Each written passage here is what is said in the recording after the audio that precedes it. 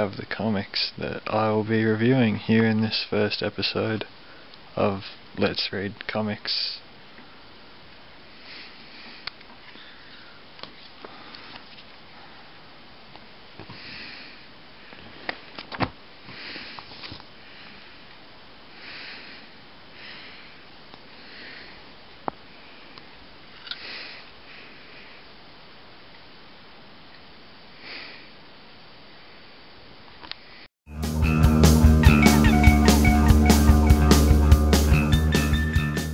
Okay, so here we have Metroid Zero Mission, as it is called, and it's a remake of the original Metroid. But more importantly, we have Alpha Flight 0.1, which has Alpha Flight, a Canadian superhero team. And if you don't know what the .1 thing's all about, it's because Marvel did a bunch of jumping on point issues set between issues for new readers to get into the different series. Like they had a Hulk .1 and Deadpool .1, but those were all set between issues and they were meant to be jumping on points. Well, this is weird because it's a jumping on point for a series that hasn't even started yet, so it doesn't make a lot of sense, but it was a good issue. It's by Fred Van Lente and Greg Pak, and it's just about Alpha Flight, the old team, who were a Canadian team that Wolverine was actually in before he was in the X-Men, and they were created by Chris Claremont, of course. It has them reuniting, because they died a couple of years ago because Brian Michael Bendis killed them, but they're back.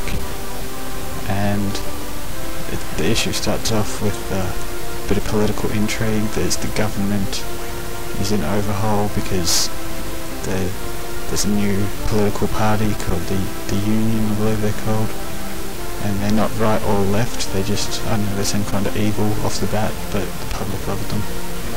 And then there's a man who's very angry about a traffic cop.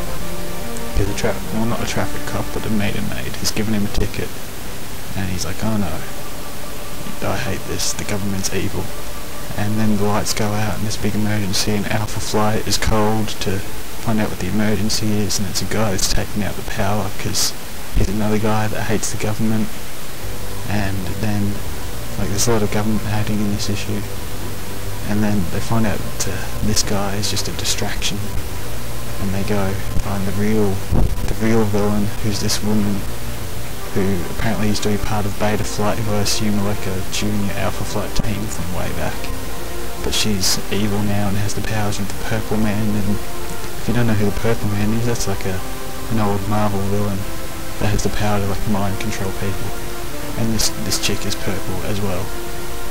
And so, just need to catch a breath.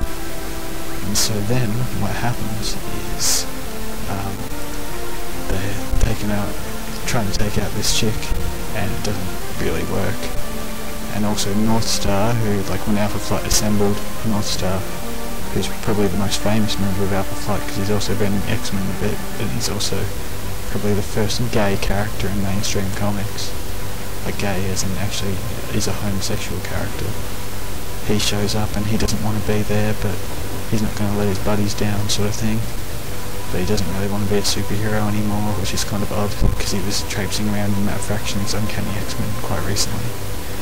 But he comes, and then they're not doing very good against this woman. And then the traffic cop, well, not traffic cop, sorry, I said that again, the meter maid from the start comes, and it turns out Snowbird, another Alpha Flight member who has the power to turn into any Canadian animal, which is a bit odd, really, because it's a mutant power that she has. But imagine, because mutants have been around for hundreds of years, imagine a mutant having that power that isn't from Canada, and it's from before Canada's even been, existed. So it doesn't make a whole lot of sense, but it's cool. And then, Alpha Flight reforms and everything's happy, but while the action was going on, that seemingly evil political party, the Union, were voted in. And I suppose that'll be carried on in the next issue, or issue number 1. Which will be tying into Fear itself. I think that it's only going to be an 8-issue limited series, and it's all going to be tying into Fear itself. open this door. I don't know how to open this door. Okay. Ooh, lava. Okay. Then we have Deadpool Max, and Deadpool Max, the art I really like. It's really strange art, but it's good. And it's by Kyle Baker. The art, I mean, is by Kyle Baker, and the writing is by David Lapham, I believe. And it's not bad. It's not a bad comic. It's not the best comic either. It has a lot of good references to classic Joe Kelly stuff. Like it has like Sluggo and Blind Owl and other things.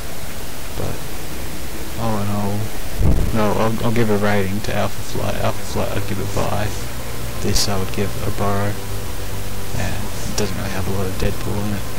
But I won't go, completely into detail because I doubt many readers out there would really be interested in it. But if you are, definitely pick it up.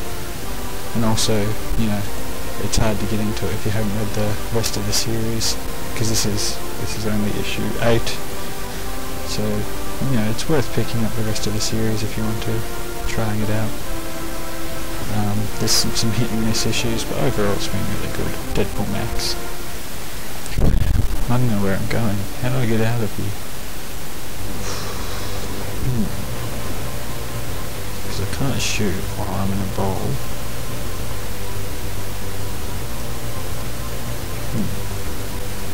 Anyway, I also had a flashback issue, which was G.I. Joe 16, which has a lot of really cool stuff. It has the introduction of Tripwire and Covergirl, also the first real appearance of Major Blood, and it gets into the head of a lot of members of Cobra, and it shows Cobra trying to how do I open this door? It has Cobra trying to taint money with poison, like they're gonna go and break into a bank but not steal money, just put poison in the money so that there'll be a huge plague throughout the world. I think this is the first boss. The evil boss. He fought the evil boss. Oh, she fought the evil boss, I should say. Yes, return to game. Oh, I didn't even save. That sucks.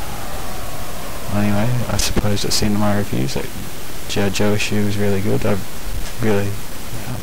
it's by Larry Hama, who did a really good Wolverine run with all the Silver Fox stuff. Definitely, if you can get your hands on any of that early stuff, definitely check it out. Really, really quite good. Okay, that's all. So that's the episode, and I hope you liked it. And leave some feedback for me, and sorry about all the distortion. Know that it's Thanks. a bad idea.